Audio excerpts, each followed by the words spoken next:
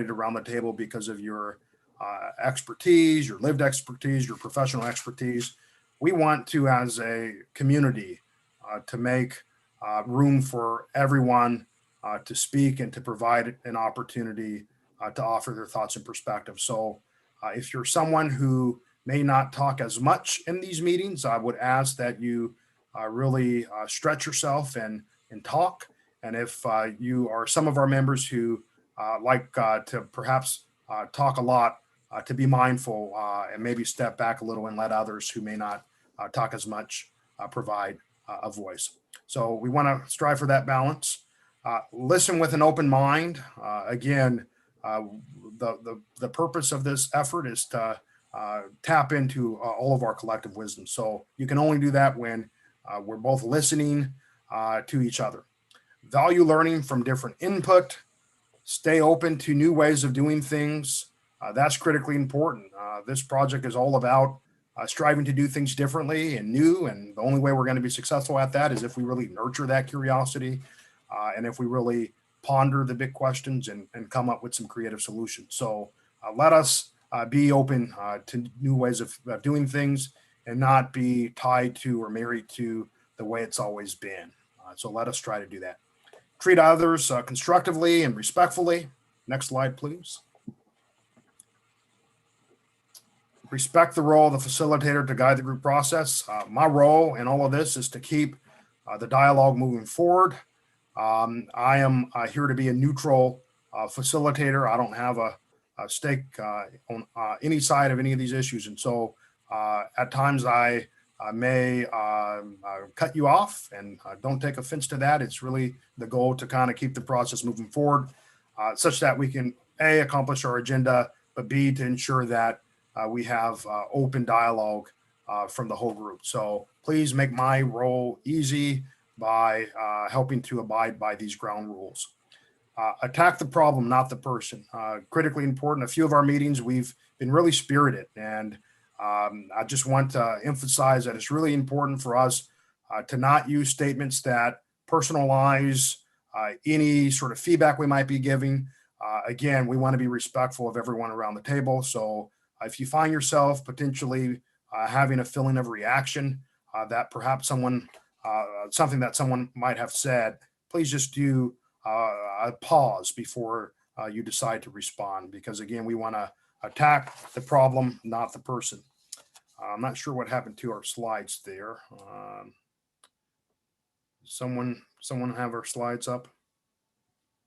While they're sorting out that technology, the next one is disagreement, frustrations, and differences of opinion are acknowledged, explored, and addressed. Again, the goal here is to hear all of your thoughts, perspective, and feedback.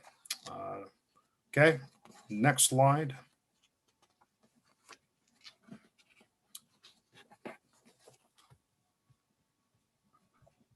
So I apologize that for this, Janelle. We're working out a technical difficulty. There we go. No problem. Great. And just a note, were we going to pull up the matrix, or Amber, Andre, are you prepared to just talk briefly about it? We sent in your packet of materials, the meeting notes from last meeting, as well as the COAC matrix.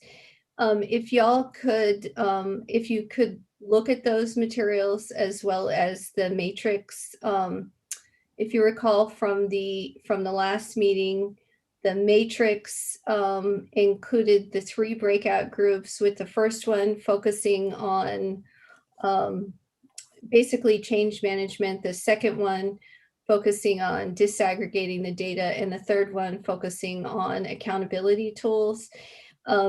If you could, if you have identified any issues both with the COAC matrix and the notes, if you could flag those and either provide comments now or send us any revisions to the notes or the matrix, we can change those. Thank you. Any comments, thoughts, or suggestions with respect to the meeting notes as well as the matrix before we move on?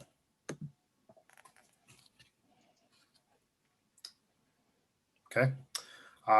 Next up, we have Megan for an update. So Megan, I turn it over to you. Hey, thanks, Janelle, and good evening, COAC members. I missed you guys at the last meeting, but thank you for understanding that I was out spending some time with family. So it's good to be back here this month with you. Wanted to just provide a couple updates that have occurred really since we last met. First and foremost, just want to make sure that you know that the Executive Steering Committee recently adopted a set of values that really steer the project forward and are finding new opportunities for ODOT to continue changing the way that we do business. So the ESC did spend their first several meetings, again, deliberating on project values and outcomes, and adopted those at their October meeting. And so those values relate to restorative justice, community input and transparent decision-making, a mobility focus, and improved public health and climate action. And so I know that as COAC, we have particularly defined guiding principles for our work specific to the DBE and workforce program. But with that, we also now have these kind of guiding values to further our work as we move forward. So just wanted the team to be aware.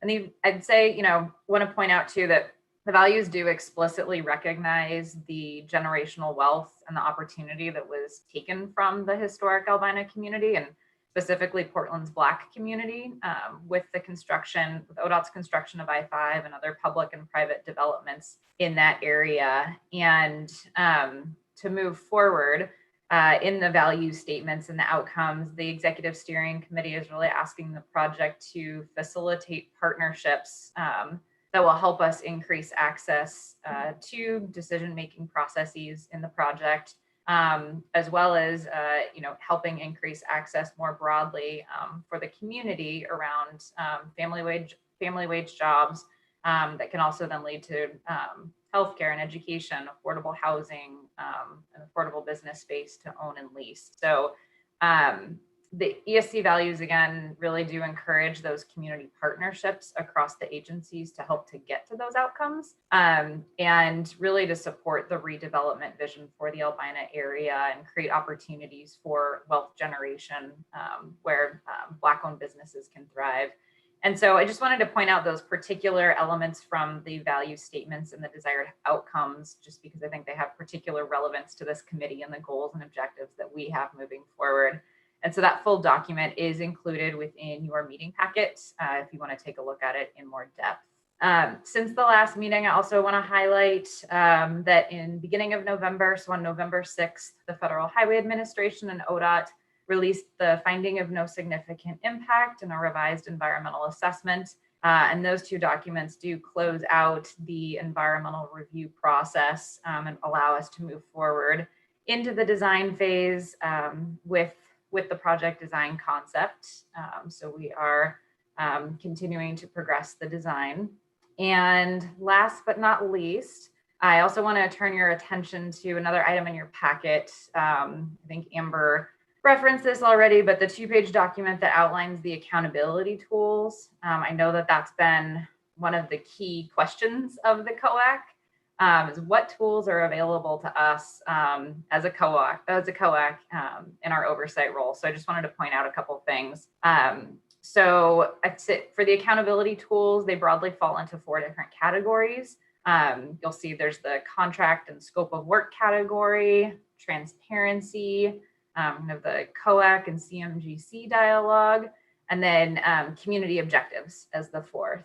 And I'll also just highlight, that with our CMGC team on board, and really looking forward to you getting introduced to them tonight, we're starting to develop the diversity plan. And that really brings forth a significant opportunity for that COAC and CMGC dialogue and building a shared vision around the DBE program, workforce goals and approaches and reporting. And so I think today's discussion is really just scratching the surface and laying the groundwork for the development of that plan moving forward. And in addition, the regular reporting is mandatory on topics like the workforce participation, apprenticeship, worksite culture, DBE utilization. So there's another kind of accountability element. And I'd also, say that the accountability consists of both incentives and penalties if a good faith effort is not made. And so you can dig deeper again in your packet to see that information. And then with that, we also included a link where you can find the sample contract, which is included with the CMGC RFP. And I know we'll get into this in introductions, but again, bringing on the CMGC really marks an exciting phase for our project, and looking forward to what we can all achieve together, and introducing you to that team. So I will pause there with project update before we move on to the next item. Thanks, Janelle. Great. Any questions or comments concerning the update?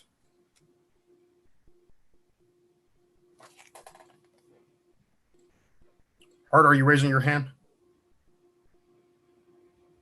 Yeah, we go through this process when we're talking to primes regularly, and the groups that actually manage labor is mostly subcontractors, and then when we set goals between the subcontractors and JTC programs, we often make comments about them, but there's really no awareness that goes out to them. So I really want to get into an understanding of how we're going to reach out to those organizations, because that's relative to this platform that we're talking about.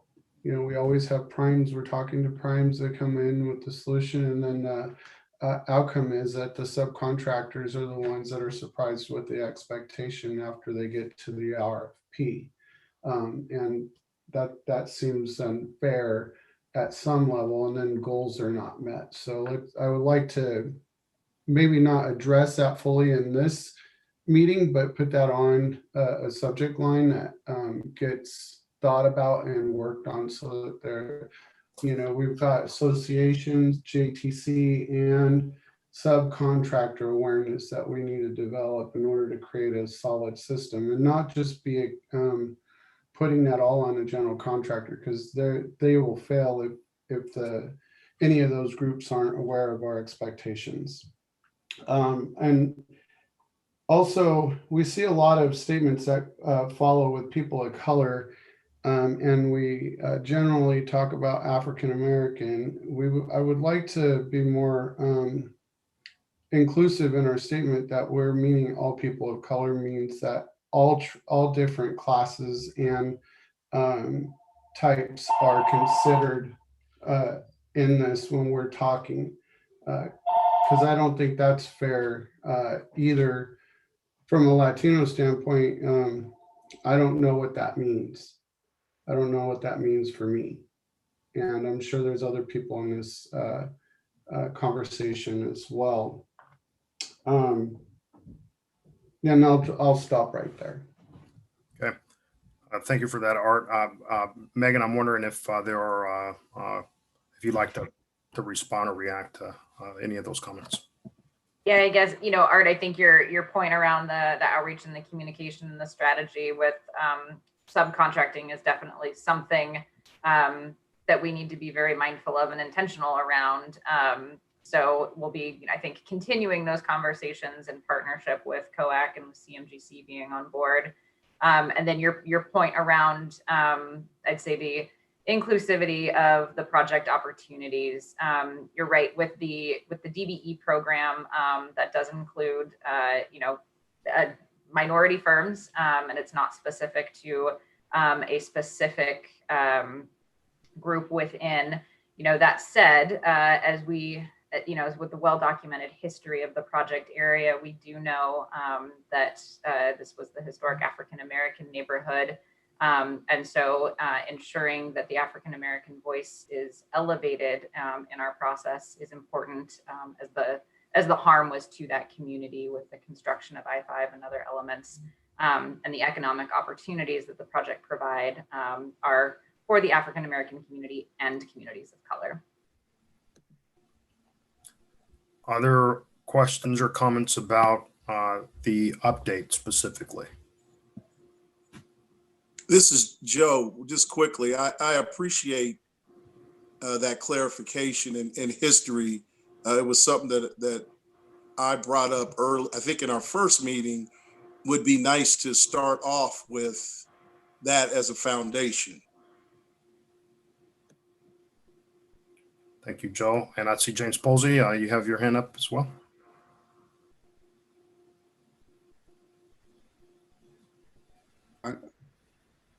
I'm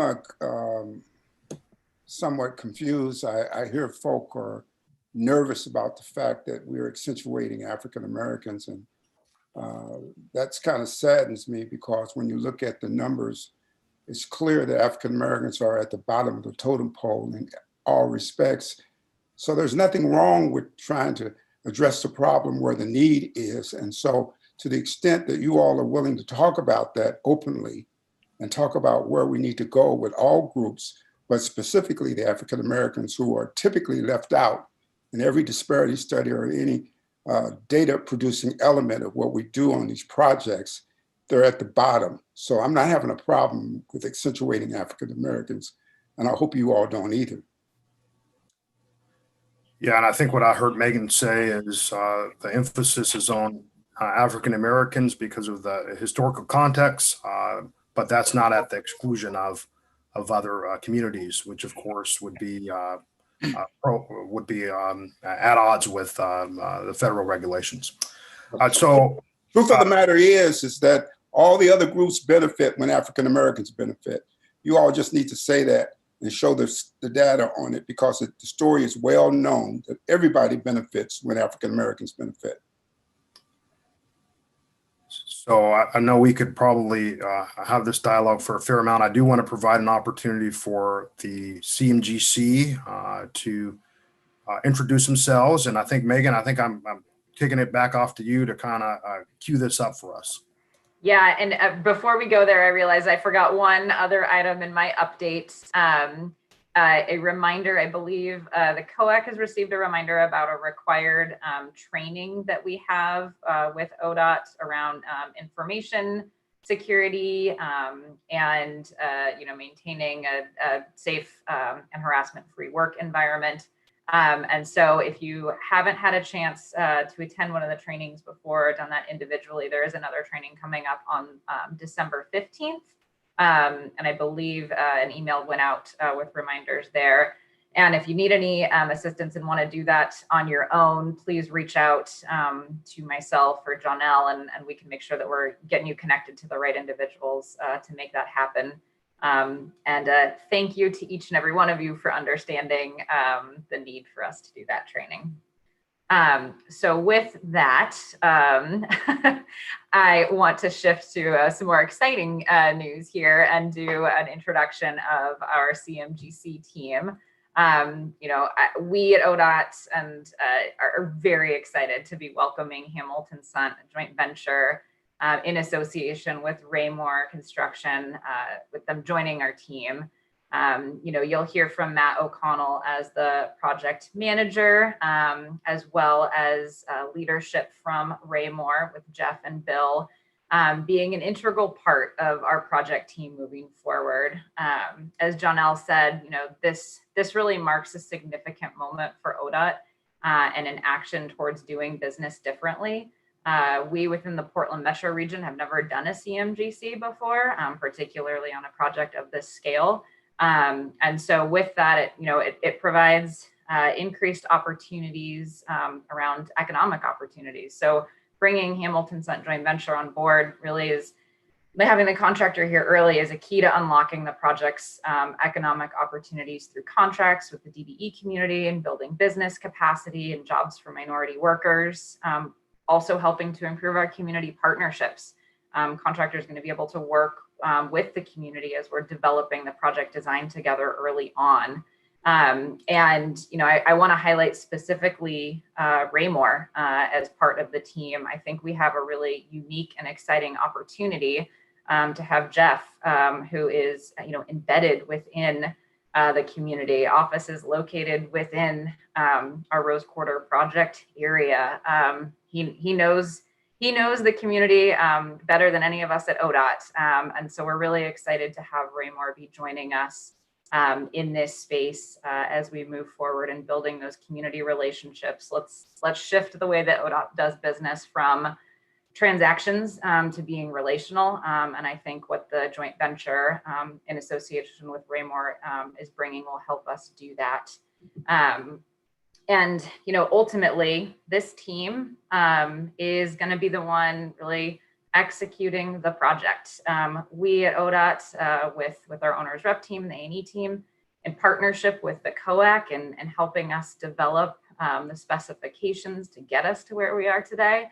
We've done a lot of good lead work to get here, but moving forward, our job is also now to support the CMGC team, support them in their work that's going to help us bring this community vision to a reality. So with that, I think, Matt, I'm turning it maybe over to you for an introduction of your team. But again, welcome aboard and looking forward to having you here. Thanks for the warm welcome, Megan. It has been a long haul for our team. A lot of the folks that will introduce themselves this evening to you folks have been working on this project for over 2 years. It's rewarding for us to be under contract and be here and beginning to participate in this really important process tonight. I'm Matt O'Connell. I'm the project manager for the Hamilton, Sunt, and Raymore team.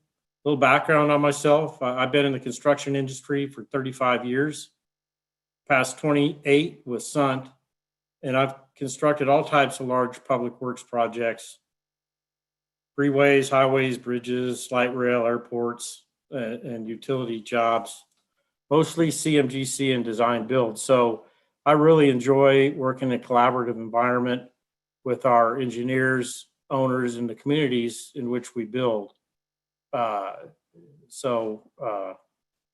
Background's well suited for that. During my career at Sun, I've been a bit of a road warrior.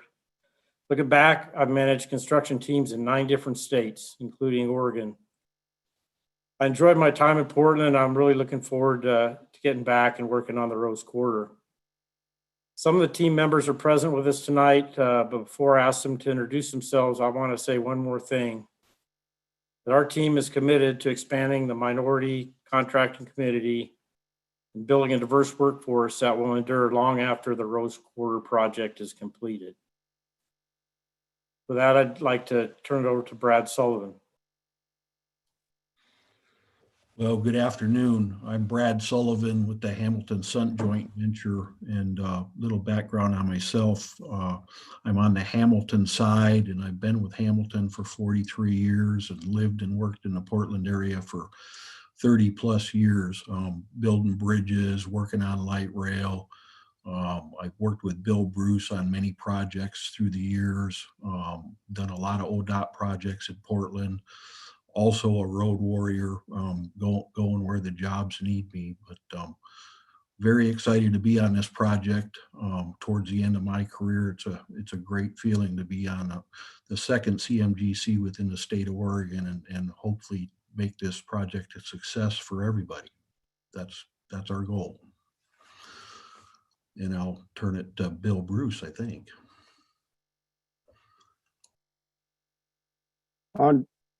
Hi, everybody.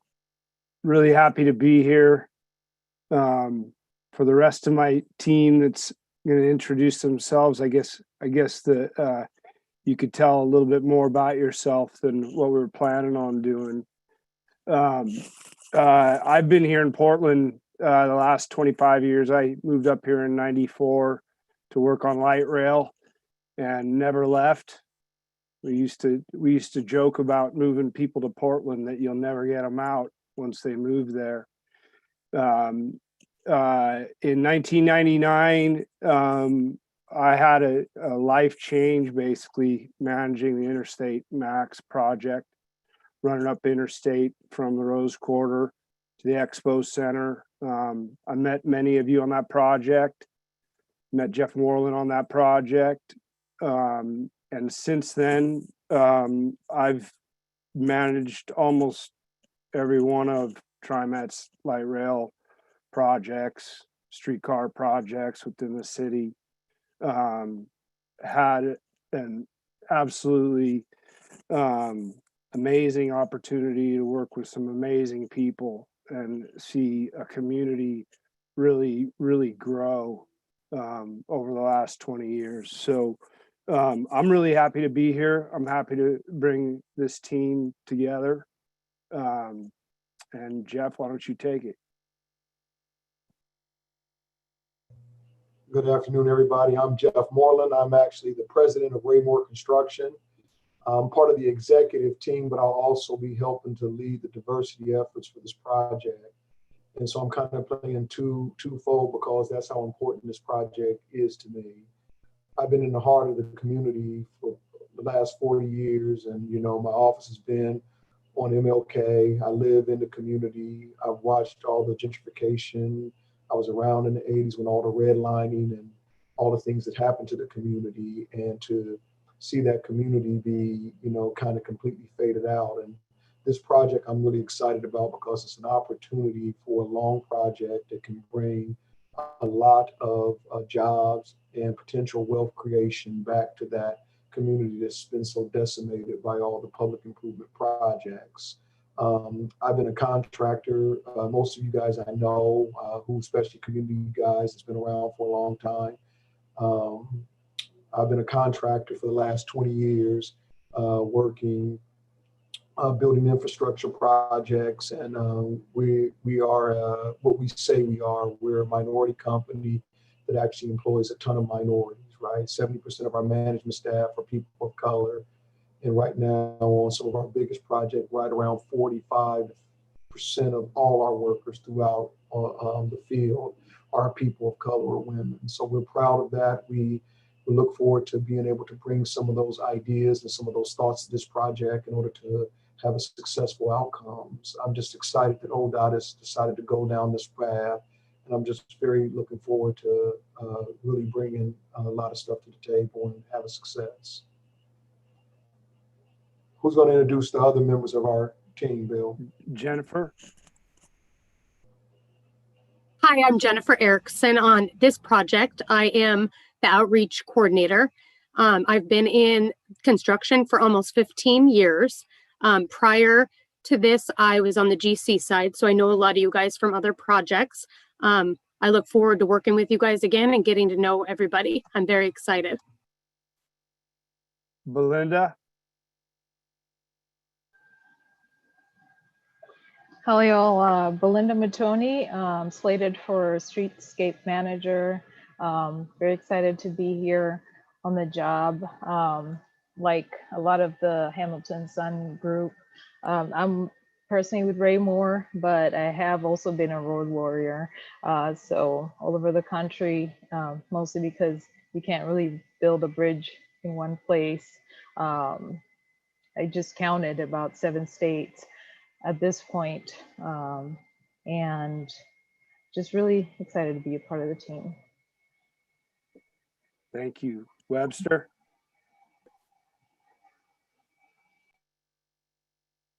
How's it going? I'm Webb Moreland, superintendent, be a part of the project. Unfortunately, I'm not a road warrior. I didn't have a lot of options, so I've been committed to Raymore for the last 10 years. And has specialized in the management in the field. So very excited about being a part of a project of this magnitude. Been a part of this community for a while. So it's just, I'm exciting to see the faces and the people that's in this meeting. I'm just extremely excited and definitely will make a lot of people proud. Thank you. Thanks, Webb. Tayo. Hi, everybody. I'm Tayo Adishita. I'm with the Hamilton Sun Raymore team. Been part of Raymore Construction the last 5 years. I'm a field engineer / office engineer. A little bit about me. I was born and raised in Portland. Been here my whole life. Grew up in the Albina area district, and even went to high school here. Still live here, and I'm definitely excited for this project just to see the possibilities for us to grow on this project. Thanks, Tayo. Deb Odell.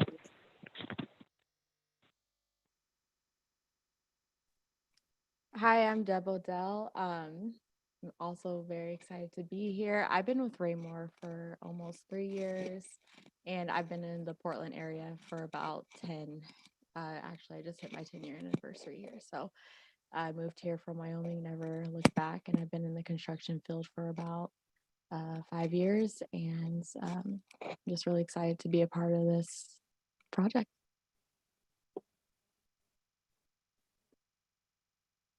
That's our team for tonight. There's more of us, but we didn't really want to outnumber you on the first date. Glad to be here. Thank you.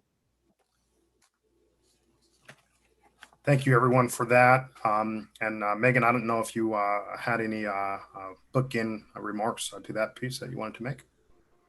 No, I think I'm good. We can just, I guess, can continue on and just, again, expressing extreme gratitude and excitement for the team that we've built here, and just looking forward to working with you and in partnership with our COAC. So thanks. And there'll be opportunities to ask questions of the CMGC in future meetings tonight. We just wanted to provide an opportunity for you all to meet them. As you'll get to know them intimately well, and they will get to know COAC intimately well, as we collectively work to make the values of the project a reality. And so we didn't want to provide too much time on that piece here. But with that, I do see a couple of questions. Kenichi and James Posey. Hello, team. It's nice to see so many faces, and sounds like you guys are good to go. I had a couple questions that one of it you answered on John L., which was, are we asking questions to the team tonight? And then there, and I don't know if I missed the window for this, but I was very excited to read kind of the CMGC plan, and at what point do we talk about that? I'm sensing that might not be right now, but I'm curious about that. I would like to talk about it, but it's a great looking team. I appreciate seeing both Bill and Jennifer in this room, and I'm curious, do you both have the same roles? I hear one's a diversity coordinator and one's an outreach coordinator, and I'm not quite sure what the difference is with the two. So I'd love some education on that.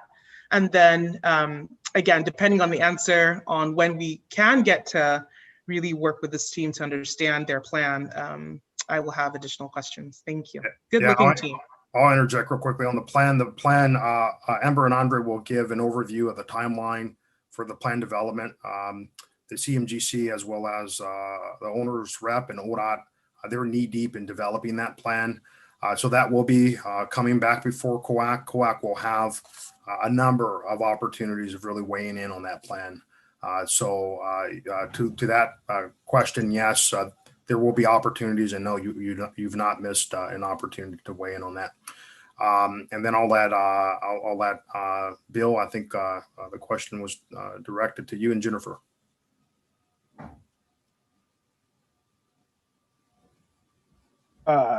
Big project, takes a lot of people. Short answer. Kenichi, thanks for the question. It is a big project. Jennifer has a lot of superpowers that she brings to the table, particularly with workforce.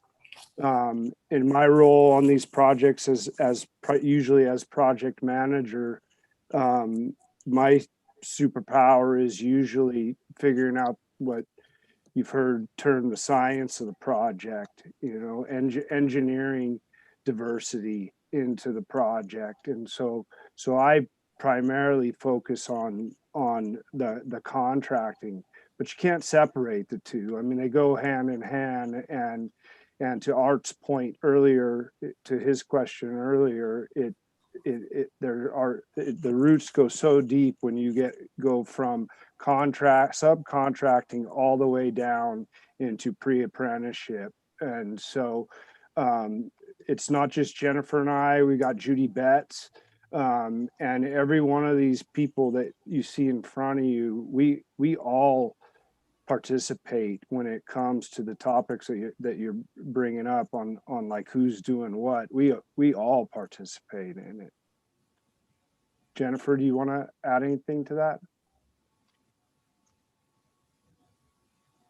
I think you covered it. I mean, we don't have it split where one person's doing one big project, and I think we'll all be involved with all the topics just because they all connect so much. Great. James Posey.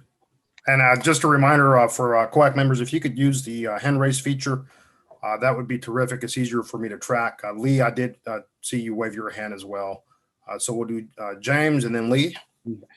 Yeah, I just want to say, and not so briefly, that you all really are very, very fortunate. I think we're all very fortunate to be able to have the premier contractors in our region doing this job.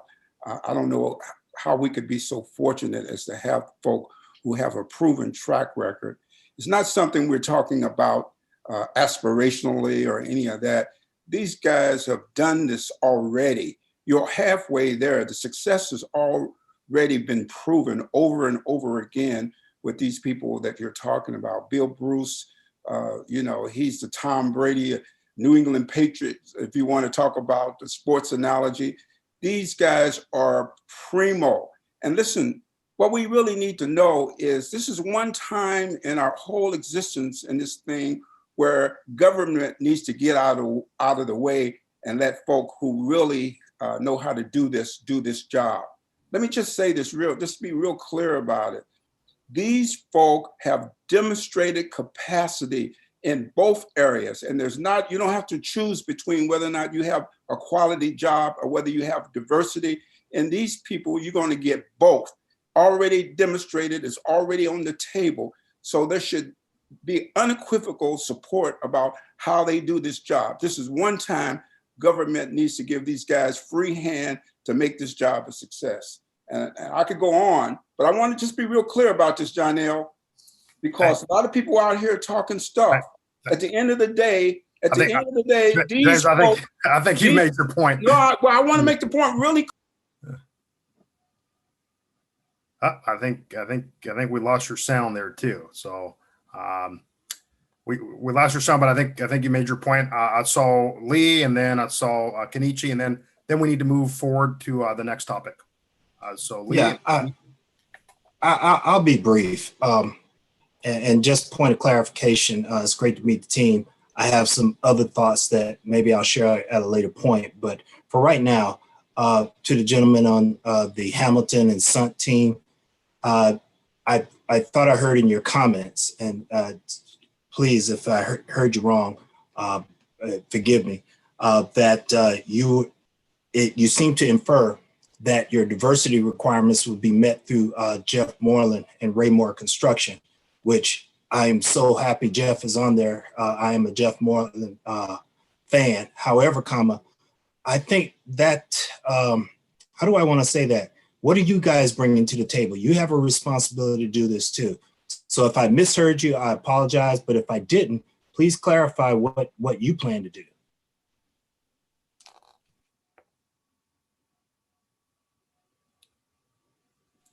So I guess I can weigh in there. That we don't expect Jeff and Bill. I mean, we're not getting everything from Raymore. They're helping us learn how to do it with all the subcontractors on the whole job and spread it over the whole community. It's not just them, but they're on our team because they are experts and they're leading the way and showing us the way and helping us manage the process. Okay, so he's going to help you do it better, is what absolutely could have been. Yep. Got it. Okay, thank you, Matt. And Lee, if I can add, I am sitting on the executive team, and I have a strong voice. And you know that the only reason I would participate if I thought that was going to really happen. And I'm so excited about what Sutton Hamilton has done. And sometimes I'm the biggest voice. They're not used to it. They're getting used to it. So, Hey, I know that. And if you, I clapped as soon as you were introduced. I'm like, my man, my man. Okay, I'm done, Jill, now. All right. So, yeah, I feel very excited about the Hamilton Sun team and what they're going to bring to the table. And they have a lot they've done already. Great. Kenichi? Yes, I came back around because I had a couple more things that I wanted to share with the group. And I'm going to be mindful that this is not where you're going to take questions. So I'll just leave them as sound bites for you to consider as the plan is being crafted. And I think Lee's point is well taken, where I believe myself and a few of the folks in this room will want to see a great level of disaggregation. I'm going to borrow that word. I think it's a word that Mr. James Posey has used in almost every room that I've been in, is we want to see disaggregated data going forward. And I have very strong confidence that this team can produce that.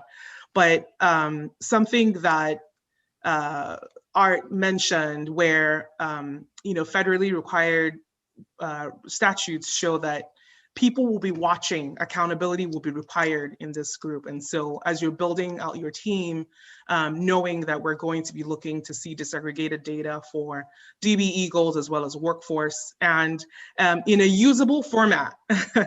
I've seen really interesting formats recently, and I think you have a great team that will put that together. But we're going deep with the data, and I have full confidence that you can deliver. But right up front, that's an expectation that I will personally have. And I really am going to push this team to be super inclusive in the way that you do outreach, inclusive in the breadth and the scope and the depth of contractors that you see. One of the things that this project will ask for will be the scrutiny of the firms that you are using. What we want to do is encourage the growth of existing and new firms. I will tell you that I will be making sure that we don't have pass-through firms through this project, right? Because what we want to see is our community benefit. And so just a few pointers on things that are hot button issues for me as this project grows. It's a fantastic opportunity for the community to benefit. And I believe that we all want the same thing. And so we as COAC are committing to helping you meet those goals as well. Great. And I realize we could go on, but we need to move on to the next item. So next slide, please. So we're now going to kick off into breakout groups. And again, thanks to the Cmgc for attending today. You got just a little bit of a sample of what I think you can look forward to in terms of the level of engagement with this committee. And so we're looking forward to having you on board and looking forward to working with you and being on this journey. So thanks again for your participation. Janelle, listen, you got to let me talk just a bit. This is not be the last time that this group should be reporting to this group. James, I'm going to ask you to hold that thought. I'm in the middle of discussing the breakout group process.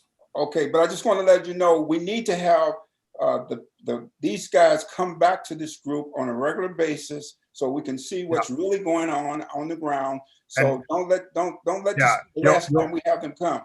No, in fact, as I indicated before, one of the reasons why we went through the process of changing the name of COAC, all of you participated in that, to the Community Oversight Advisory Committee, was a realization that the CMGC would be hinged at the hip with this committee. And so the expectation is the CMGC will be coming to your regular meetings on a regular basis where you can have an opportunity of engaging with them. So this is not a one-off, James. This is, again, it was a meet and greet with the implication there being there'll be additional meetings prior. So your point is well taken there. And so in terms of the breakout group process, if you're going to be broken up into two groups, what we ask, I believe it's two. Amber, is that correct? Yes, that's correct. Two groups. If in your groups you can determine who would be the spokesperson to report out, we're going to spend some time in the small groups, and then we're going to come back out to the large group. So determine who will be the spokesperson. COAC members and facilitators will automatically be brought to their assigned breakout groups. That's a wonderful thing of this virtual world. You can just appear and reappear, disappear and reappear. And roughly, we're running a little behind. So we'll probably say at 5:30 instead of 5:20, COAC members, facilitators, and presenters will be brought back to the main session. So let's give that, I'm going to say, Amber, let's give that until probably about 5:25, 5:30. Okay. Perfect. Okay. So with that, we're going to next slide real quickly. Group number 1 is going to be facilitated by Amber. And group number 2 is going to be facilitated by Andre. And next slide, please. The questions that we want you to help us think through is 1, what recommendations do you have for the CMGC to achieve a successful DBE and workforce diversity program? You've already started to think through some of those elements, whether it's around workforce, whether it's around outreach. So tease that out further in your small groups. And the next question is, what advice would you offer the CMGC about their approach? Okay. So those 2 questions, what recommendations do you have for the CMGC to achieve a successful DBE and workforce diversity program? And then finally, what advice would you offer the CMGC about their approach? So with that, we're going to go to small groups. Let's go ahead and make that happen. Jonelle, this is Shelley. One thing, I understand that the CMGC is going to have representation in both groups, but their role will be to listen. Is that correct? That's correct. Exactly right. Thank you. Thanks for flagging that, Shelley. Yep. Okay, so if we can go ahead and kick off the small groups, I think we're ready. And just a reminder that for the members of the public, we'll be back about, let's say 5:30. And at that point, the committee members will come back to the full group, and you'll be able to resume the meeting at that point. Okay, let's go ahead and do the small groups.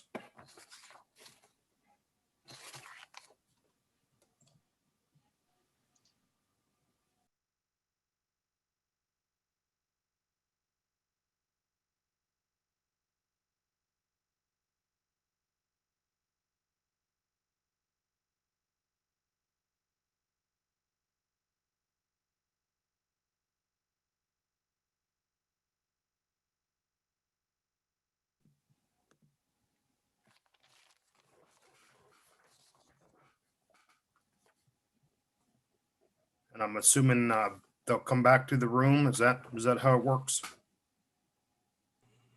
Yeah, they are just in the last minute counting down, coming back into the room now. Great.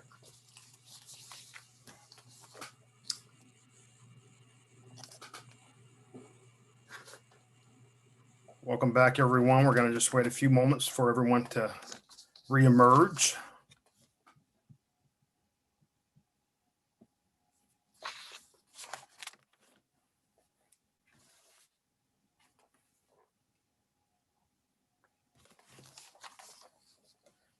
We're just waiting a few moments for everyone to get back here.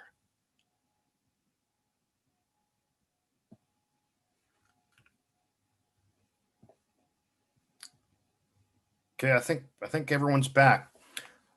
So now we're going to have an opportunity for report outs. I'll ask that you take, maybe, actually there are more folks arriving. 1 second here.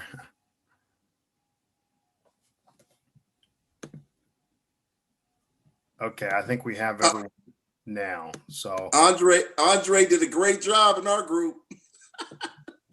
Hey, terrific. So welcome back, everyone.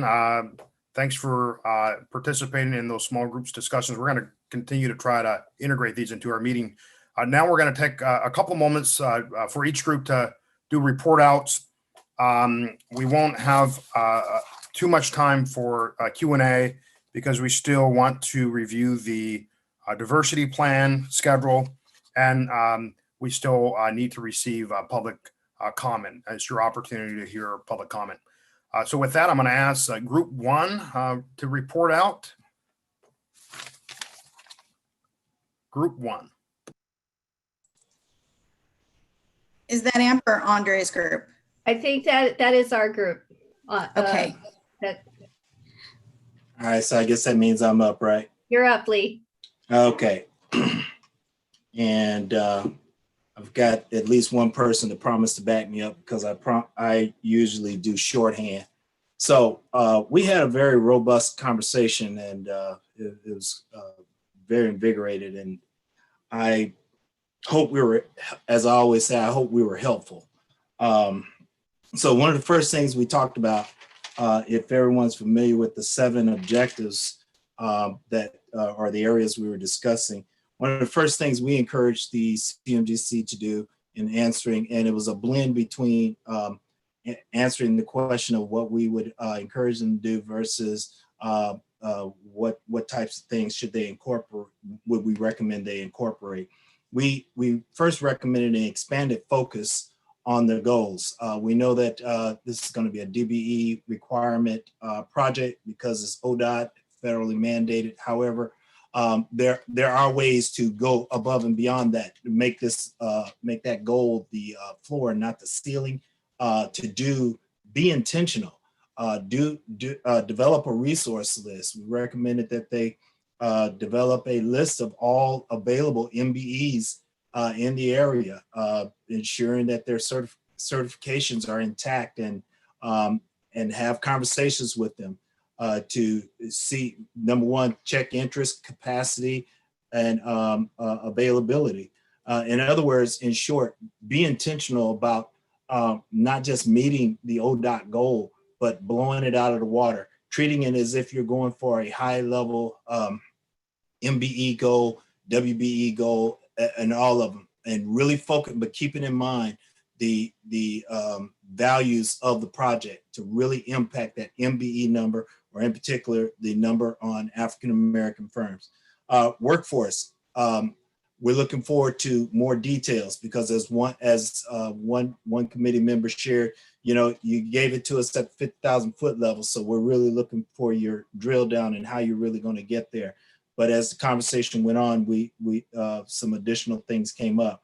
Another area that was that is near and dear to my heart, and was that they were encouraged to connect with and communicate to all JATCs and community organizations early. Don't wait until you've got bid packages. Start communicating now. Communicate what you estimate. You have an idea of what you're going to need on the project, so start that communication process. Get out there and meet with folks so that you know who to contact, when to contact. This will ensure and communicate your desire to see stability and support for workers, so that workers aren't being pulled and shuffled back and forth to meet number needs, but they are actually getting quality work and time and progressing to the next level.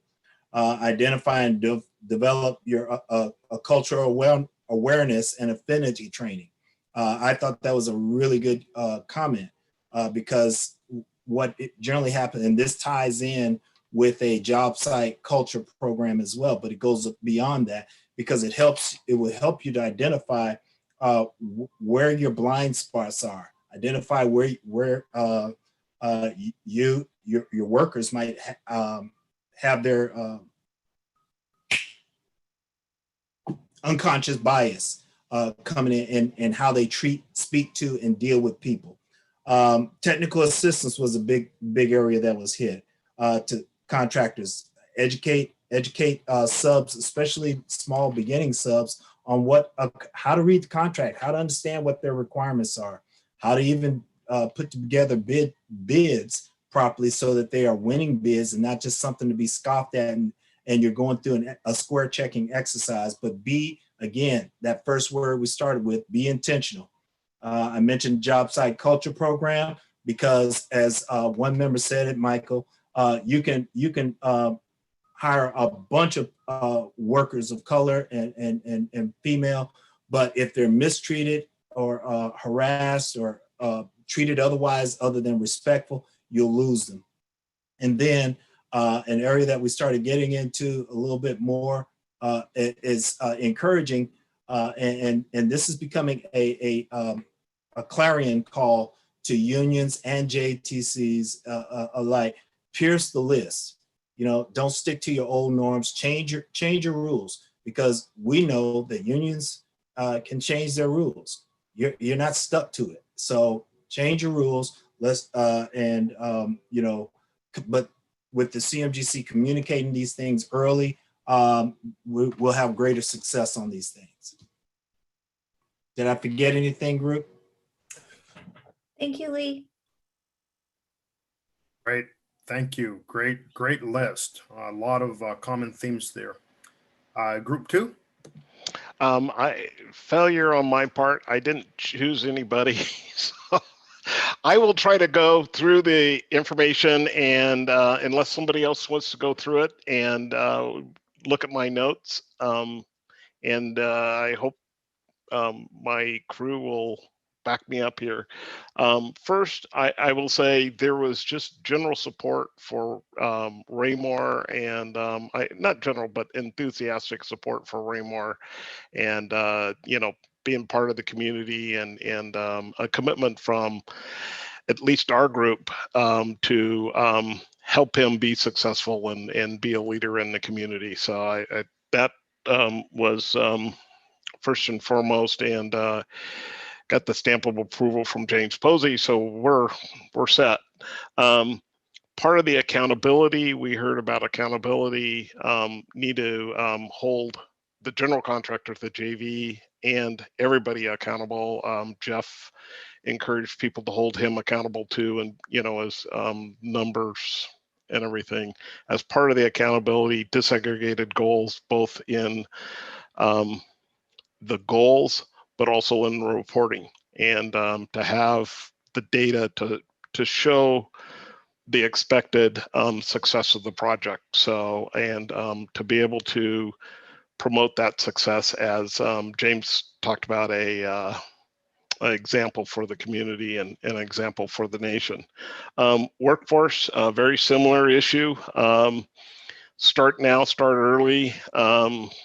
You know, ensure that the subcontractors have our JATC ability, how to do apprenticeship. That's an opportunity, but it's also, they will may need technical assistance, so make sure they have that. Financing was brought up, to make our the subcontractors successful, provide technical assistance around financing, and provide the resources to make them successful, to grow and be part of the community. Work practices, whether hate-free zones, acceptable work practices, similar type thing that Lee talked about, ensuring that that's on the work site, and that's part of the culture of this process. Outreach and networking, that it, you know, to make sure there's networking outreach, that the networking outreach is to all the community, but to people, so they have an opportunity to be aware of the project, but also I think the intent is, you know, do work, obviously.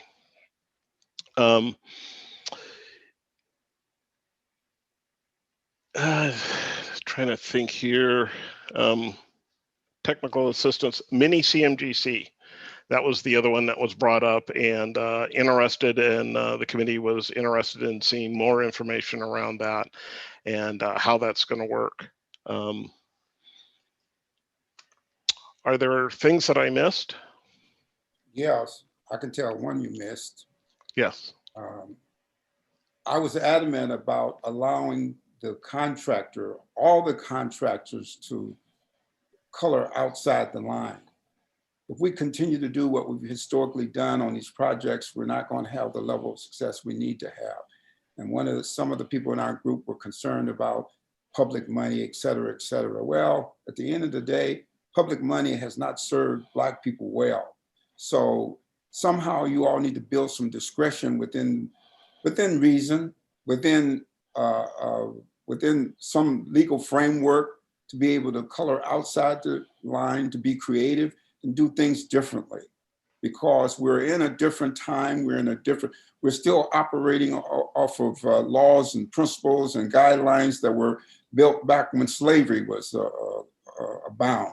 So allow folk who have been successful to be creative, and where success has proven to be successful, let them do that. I'm gonna leave it at that. And yeah, the government get out of the way and let them do the work. I think that was the comment there. The other side is a subcontracting plan, that there's a plan to get subcontractors on the project and to have some kind of plan around that. Great. We have just a couple of moments for folks to ask any questions of each group or clarifying comment. So we'll take just a couple of moments. Are there questions that folks had or thoughts that they wanted to share?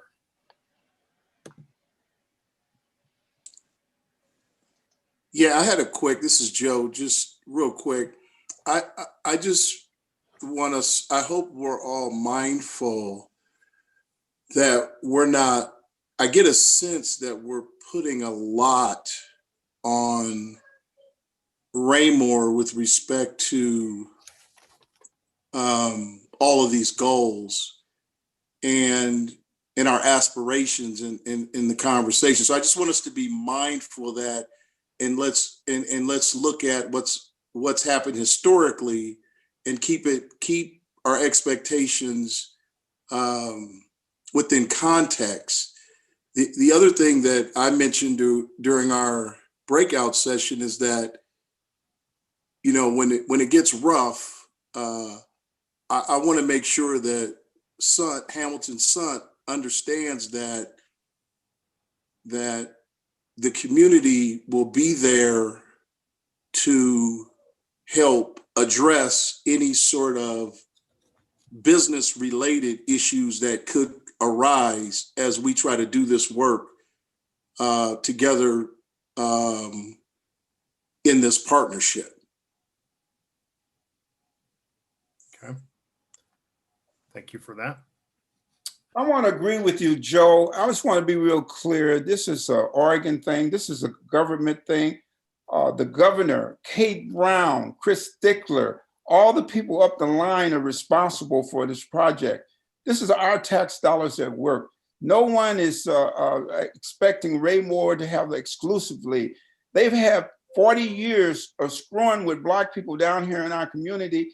They are accountable for this project. They need to get their butt in gear and make sure it's successful all across the line. I'm gonna be up there talking to Kate Brown about this project. All of these legislatures, all of these people who for the last 40 years have denied Black people the opportunity to participate on this project are accountable for this project. Let's be clear about it.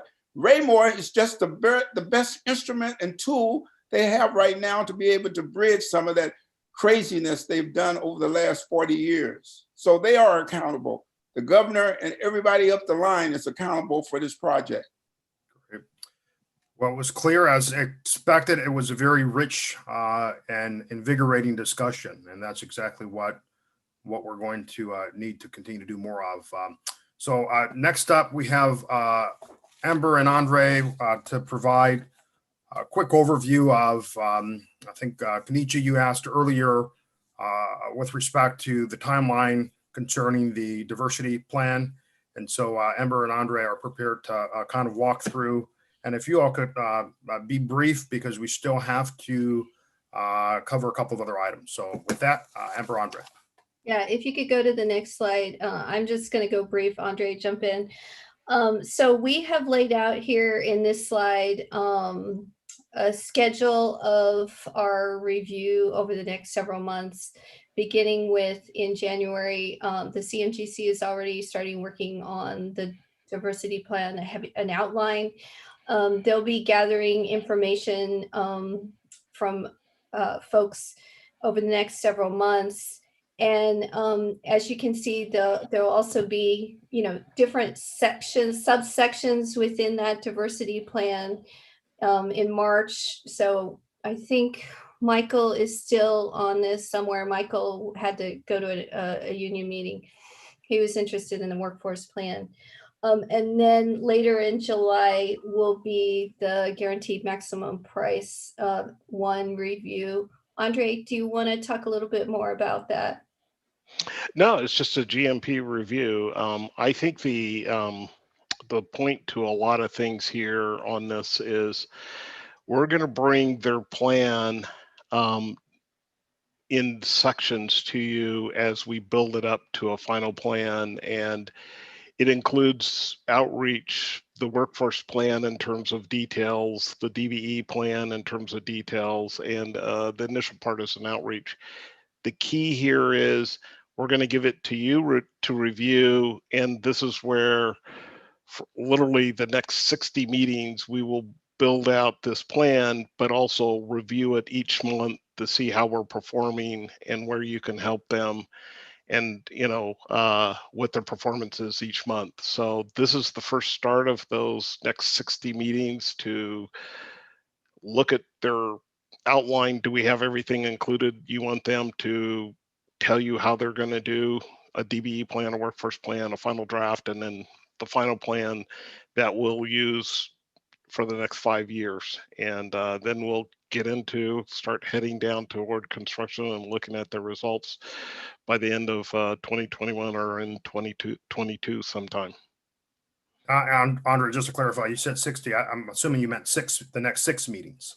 6 meetings, but there's 60 meetings to get through 5 years, and we're going to meet every month talking to the contractor. So you're going to, as a COAC, receive more than enough time to discuss with them their results, what they're doing, how they're doing it, and when and where. Great. Any questions on the diversity plan review schedule? Questions, comments?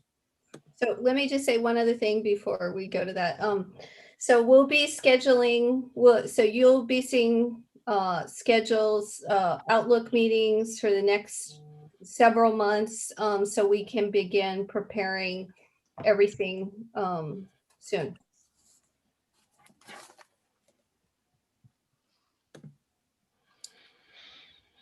I haven't had a chance to look at the diversity plan, but I'm going to be very, very critical about boilerplate stuff that goes in the diversity plan. I've been looking at these diversity plans for the last 20 years.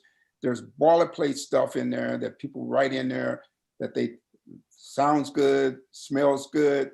Take that out right away, because I'm going to call that out right away. I'm going to go back and track back to all the other diversity plans where people have failed with it. So please get rid of that. Only put things in the diversity plan that really are going to change the paradigm and going to really make a difference. The boilerplate stuff should be removed immediately, because I'm just going to call you out on it. Right. Other thoughts, comments?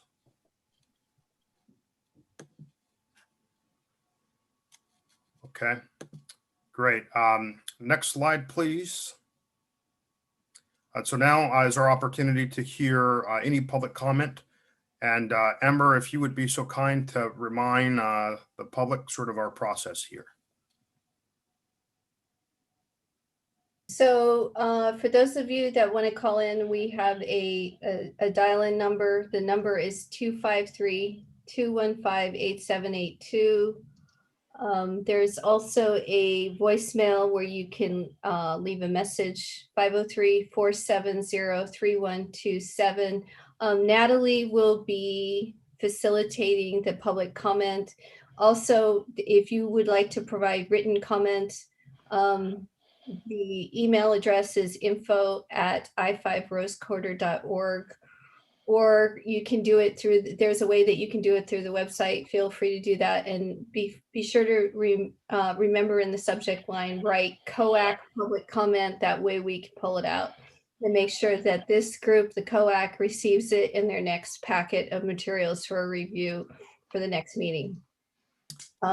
Natalie, you are up to identify any public comments at this time. Great, thanks, Amber. I'm not seeing any public comments in the inbox or any hands raised at the moment, but maybe we'll just give it a moment. Give it just a couple of moments for any public comment.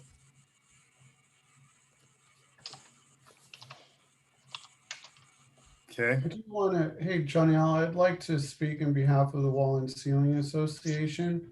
They're in the process of developing an equity program. And with that, you know, that is walls and ceilings as it sounds, but they're looking for support and getting participants involved that work towards building equity goals, because they do voice their opinion that supports other regions of construction, such as road work through like the AGC, for example.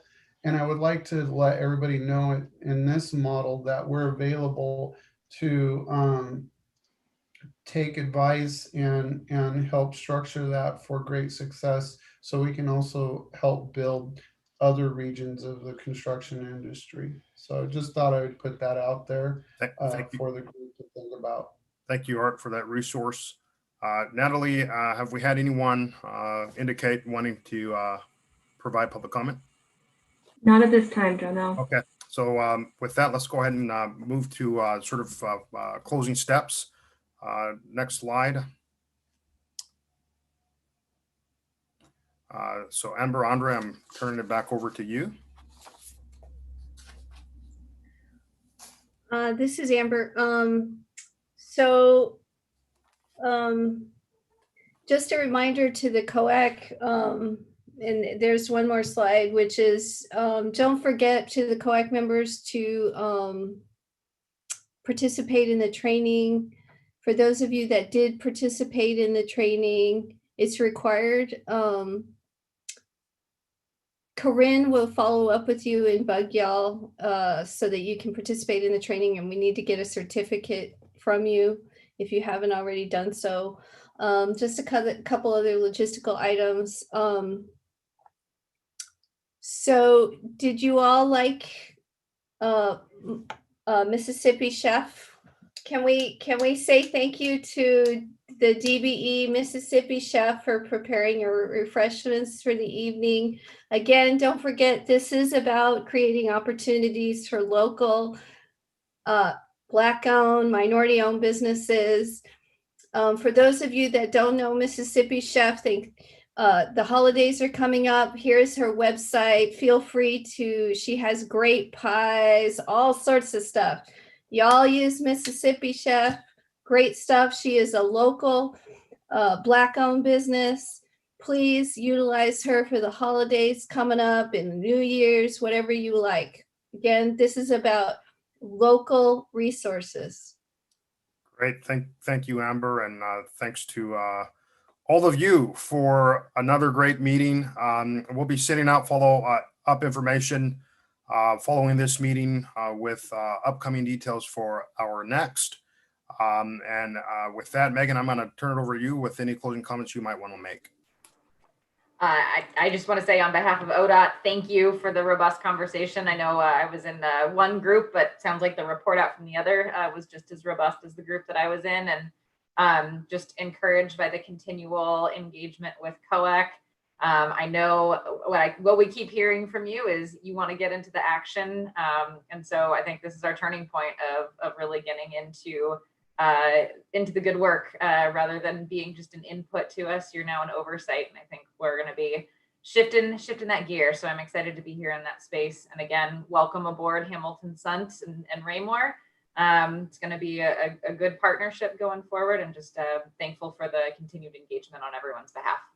Great, thank you, Megan, and thank you all. Have a great holiday season, and we'll see you next month. Take care, everyone. Thank you. Thanks. Thank you.